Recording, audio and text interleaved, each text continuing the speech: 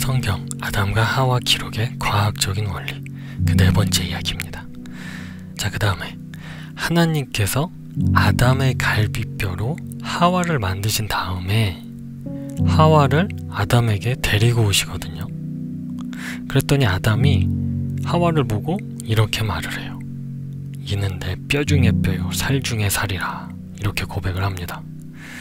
자, 이제 이 기록되어 있는 상황을 머릿속에 구체적으로 그려보면서 하나님께서 아담의 갈비뼈를 꺼내실 때 과연 어떤 방법으로 꺼내셨을지에 대해서 같이 한번 생각을 해보자는 거예요.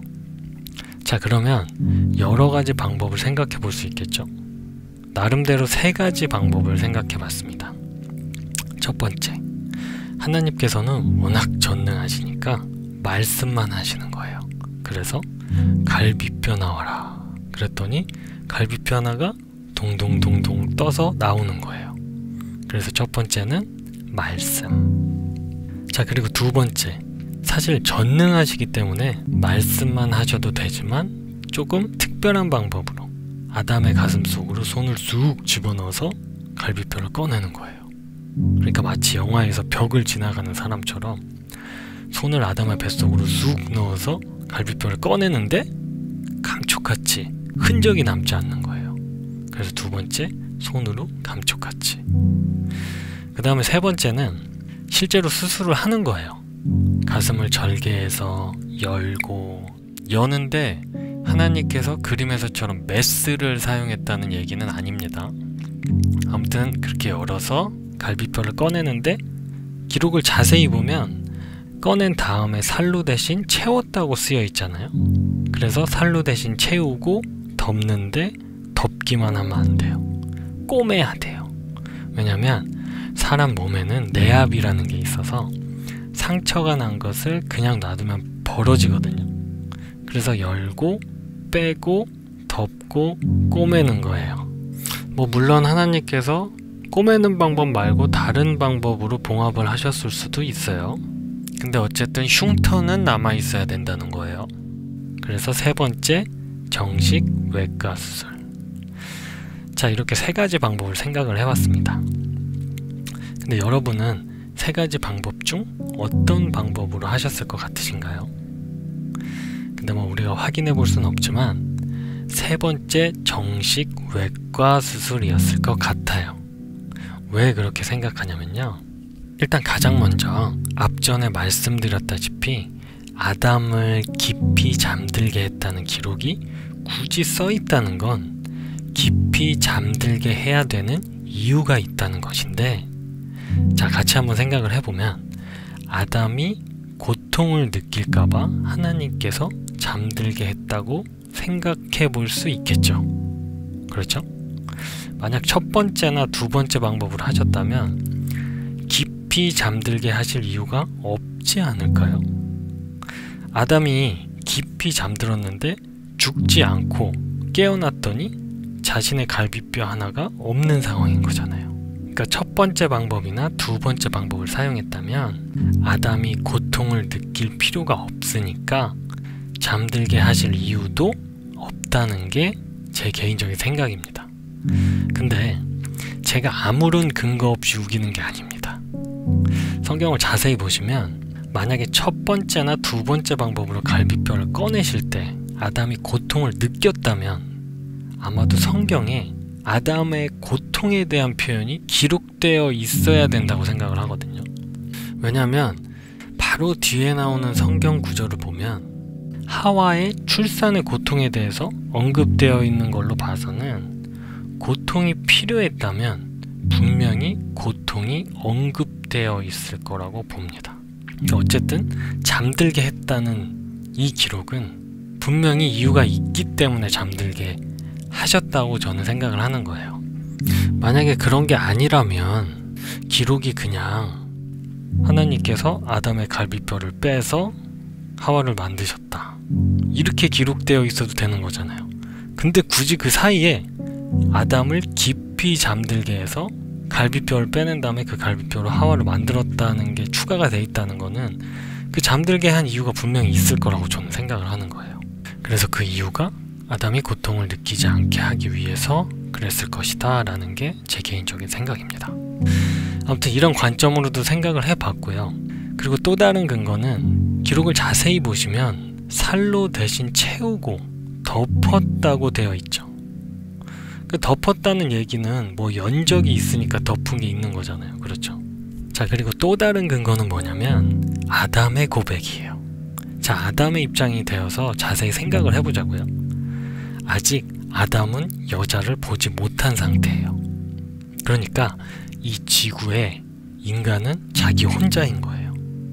그 입장이 되어보자는 거예요. 그 아담의 입장이. 보시면 아담은 완벽하게 잠들었다가 깨어났어요. 근데 깨어났더니 자기 앞에 여자가 있는 거예요.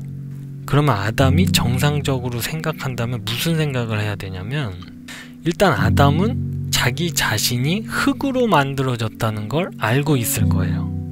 그러면 아담이 잠들었다가 깨어났을 때 앞에 여자가 있으면 무슨 생각을 해야 되냐면, 아, 내가 잠들어 있는 사이에 하나님께서 이 여자를 또 흙으로 만들어서 내 앞에 데리고 왔는가 보다 라고 생각하는 게 정상적이겠죠. 근데 이상하게 아담이 이 여자를 보더니 흙으로 만들었다는 생각을 하는 게 아니라 이 여자는 내 뼈고 내 살이다 라고 자기 거라고 우기는 거예요. 그러니까 자기의 소유권을 주장하고 있는 거예요. 그러면 여러분, 소유권을 주장하려면 뭔가 근거가 있어야 주장을 하는 거잖아요. 그래서 자세히 생각을 해봤더니 이런 상황인 것 같아요. 아담이 기절했다가 딱 일어났는데 앞에 여자가 있어요. 근데 감탄할 틈도 없이 옆구리가 욱신욱신 쑤시는 거예요. 여러분, 그 대수술을 했는데 상태가 멀쩡하겠어요? 그래서 옆구리를 내려다봤더니 옆구리 살을 열어서 뭘 꺼낸 자국이 있는 거예요, 자기 몸에. 그래서 손으로 만져봤더니 갈비뼈 하나가 없어진 거예요. 그럼 아담의 합리적인 결론은 이 여자 내 갈비뼈 꺼내서 만든 거니까 이거 내 거다 라고 생각했을 거다라는 거예요. 그럴 수 있겠죠. 근데 또 제가 한 가지 드는 생각은 뭐냐면, 아담의 고백을 잘 들어보시면 뼈 중에 뼈, 살 중에 살이라고 하거든요. 주로 대부분 사람들이 아담의 갈비뼈로만 하와를 만들었다고 주로 단순하게 생각을 하는데요. 아담이 살에 대한 언급도 한 것을 보면 아담의 뼈만 사용한 게 아니고 살도 사용했을 수 있다고 생각해 볼 수 있다는 거예요. 생각해 보니까 그럴 수도 있겠죠.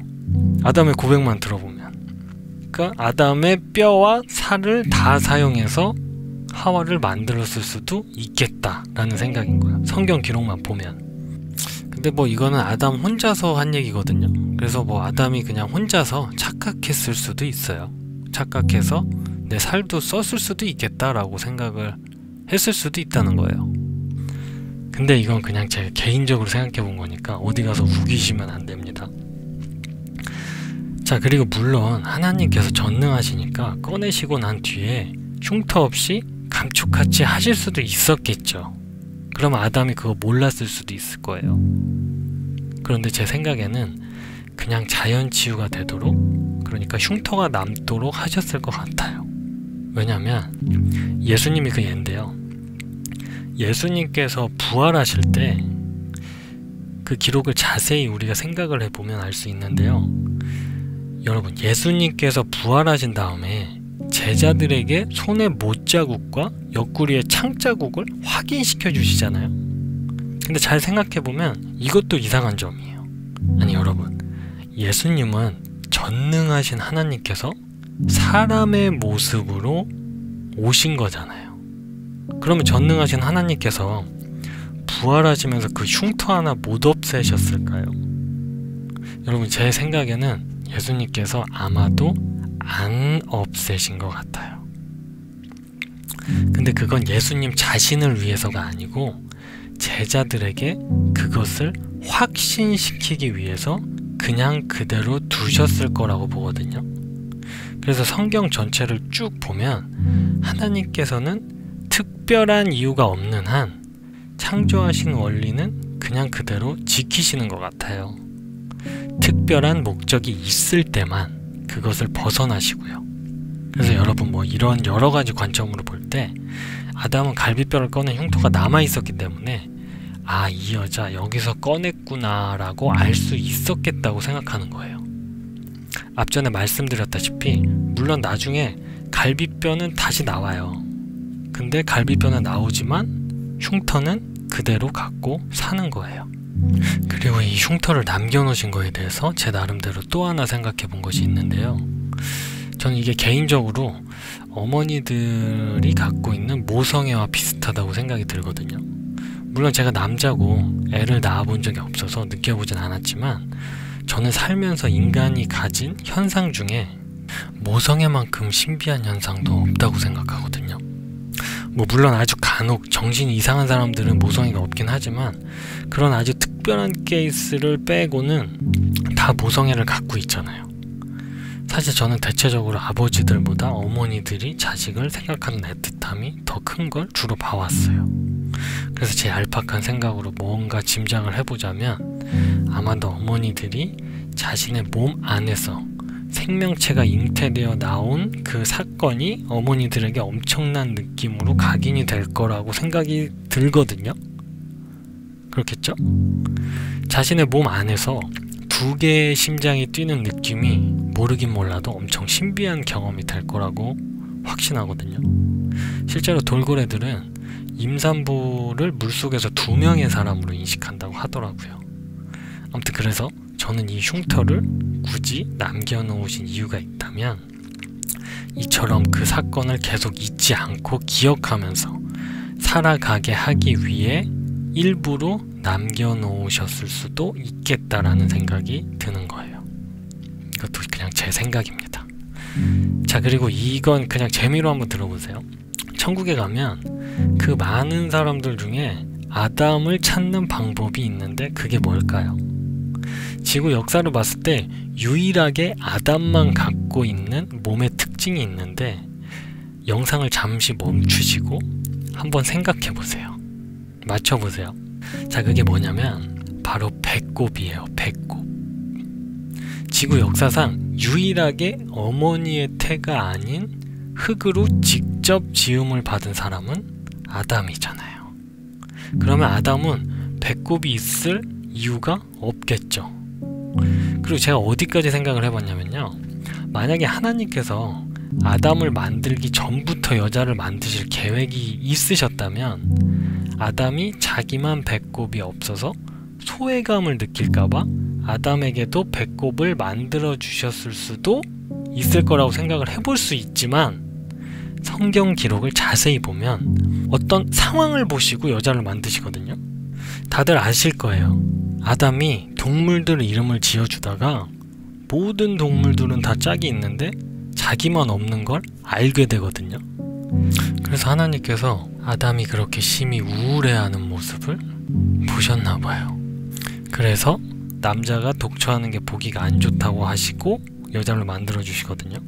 그러니까 처음부터 여자를 만들 계획이 있던 게 아니라고 생각해 볼 수도 있는데 이걸 봐서는 아마 아담이 배꼽이 없을 가능성이 더 클 수 있다는 거예요. 그래서 여러분 혹시 나중에 천국을 가셔서 아담이라고 주장하시는 분을 만나시거든 배꼽이 있는지 확인해 보시기 바랍니다.